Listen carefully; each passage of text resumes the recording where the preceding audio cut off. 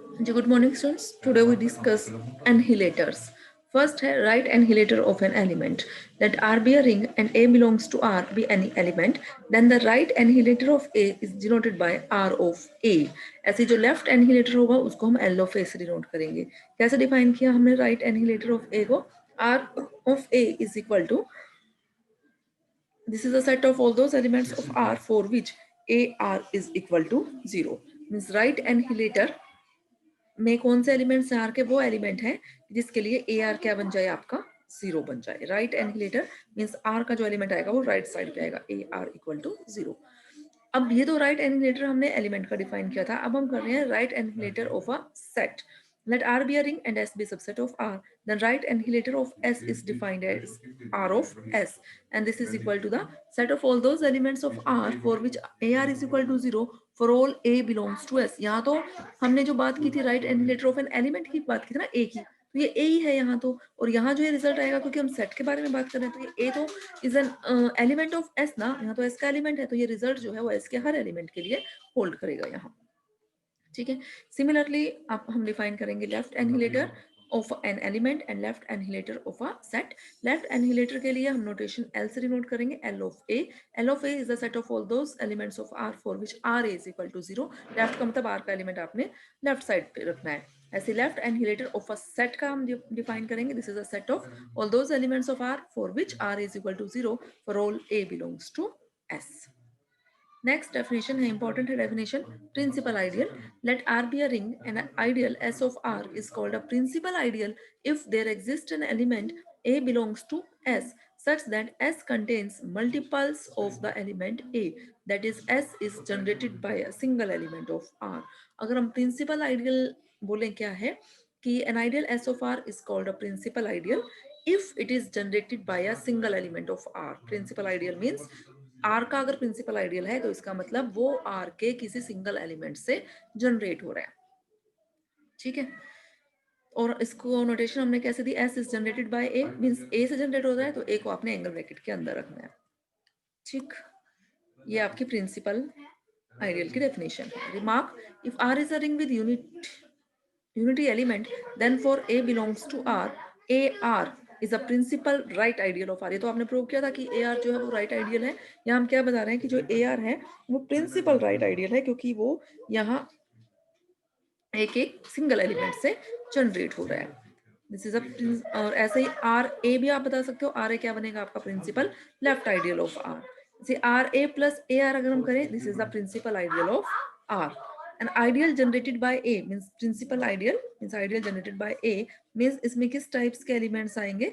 Summation. किससे generate हो रहे हैं ये? R I A S I plus R A plus A S plus N A, where R I S I R S belongs to R and N belongs to set. देखो क्या मतलब हम कह रहे हैं एलिमेंट्स जनरेटेड बाय ए जो ए से generate हो रहे हैं. मींस ए से जनरेट होने का क्या मतलब है? जिसको हम देखो यहाँ इसने बता भी रखा है क्या मतलब. If there exist an element A belongs to S such that S contains multiples of the element A, A के मल्टीपल्स उसमें आ जाए. अब वो ए के मल्टीपल्स ऐसा नहीं कि हम बोले कि 1 into A, 2 into A, 3 into A, वो मल्टीपल्स आर के एलिमेंट से मल्टीप्लाई करके. से जैसे हम कहें R one into A, R two into A. अगर आर वन ए हमारा एस का एलिमेंट है, आर टू ए एस का एलिमेंट है, तो R one A plus R two A भी एस का एलिमेंट है क्योंकि एस आपका क्या है? आइडियल. तो आइडियल का भी तो रिजल्ट लगेगा ना. ठीक है.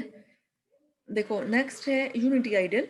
And if R is a ring with unity element E then principal ideal generated by E is the whole ring R. क्योंकि अगर कोई भी प्रिंसिपल आइडियल ई से मींस आइडेंटिटी एलिमेंट ई से जनरेट हो रहा है, मींस जो आपकी वन होती है मल्टीप्लीकेशन के रिस्पेक्ट में, अगर उससे जनरेट हो रहा है तो पूरी ही रिंग आर आ जाएगी क्योंकि वन से मल्टीप्लाई करके तो सारे एलिमेंट उसमें आ जाएंगे. तो हम रिंग आर को हम क्या बोलेंगे? This is called unity ideal. ठीक है. नेक्स्ट है zero ideal. If R is a ring with unit element then the principal ideal generated by zero. Unity element है, यूनिट नहीं है, यूनिटी एलिमेंट.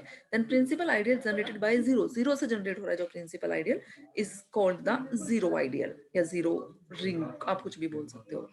ठीक है. जो जीरो से जनरेट हो रहा है वो आपका जीरो आइडियल, क्योंकि जीरो से जनरेट होने में किसी भी एलिमेंट से आप मल्टीप्लाई करो आर के तो वो क्या आएगा? आपका जीरो ही आएगा. Next theorem है let R be a commutative ring with unity and A and B are two non-zero elements of R, then Ideal generated by A is equal to ideal generated by B if and only if A and B are associates. नीचे देखो star में associates की definition दे रखी है. If R is a commutative ring with unity, then two elements A and B are said to be associates if A is equal to UB for some unit U in R. वो क्या कह रहे हैं कि A और B जो है, हम क्या कह रहे हैं कि A और B जो है वो हम एसोसिएट्स कब होंगे, अगर हम कैसे लिख दें A और B को कि A is equal to U B for some unit U in R. Means U का मतलब, यूनिट का मतलब जो इन्वर्टिबल एलिमेंट है. तो A को अगर हम कैसे लिख दें, A या B को लिख दो A U इंटू A, कैसे भी लिख सकते हो. तो A और B कैसे क्या होंगे, एसोसिएट्स होंगे. मीन्स हमें ये दिखाना है इसमें. हमने लिया R एक commutative ring with unity, A and B are non zero arbitrary elements of R. Ideal generated by A, जो A से जनरेट हो रहा है जो आइडियल आपका, this is equal to AM where M belongs to Z. Generated by B, this is equal to BM where M belongs to Z. ठीक है.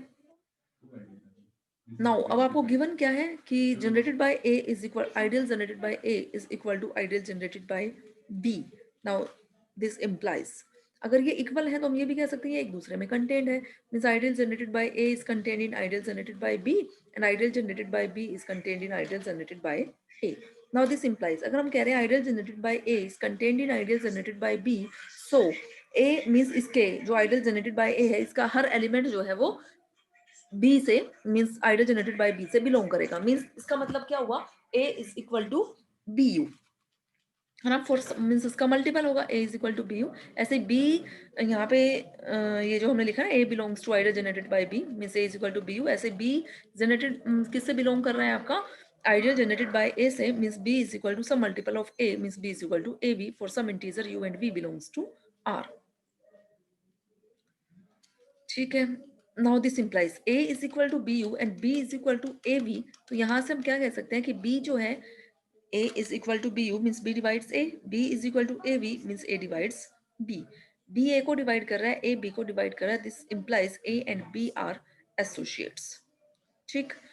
Converse, let A and B are associates. A और B associates हैं, means हम क्या बोल सकते हैं कि हम ए और बी को कैसे लिख सकते हैं, सम मल्टीपल, मीन्स ए को हम लिख सकते हैं सम मल्टीपल ऑफ बी, या बी को लिख सकते हैं some multiple of A. That is A divides B and B divides A. ये एसोसिएट्स है. Now this implies B is equal to A R, क्योंकि ए बी को डिवाइड कर रहे हैं. ऐसे बी ए को डिवाइड कर रहा है तो ए को हम क्या लिख दें, B into S for some integers R and S belongs to are.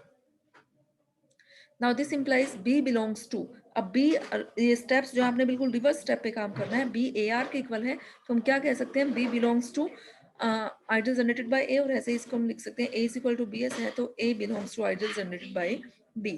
तो यहाँ से हम लिख सकते हैं ideal generated by B is contained in A and ideal generated by A is contained in B, means these are equal. ठीक है. Means ये जो ideals generated by A and B है, means these ideals are equal. Okay students, बाकी next lecture में discuss करेंगे.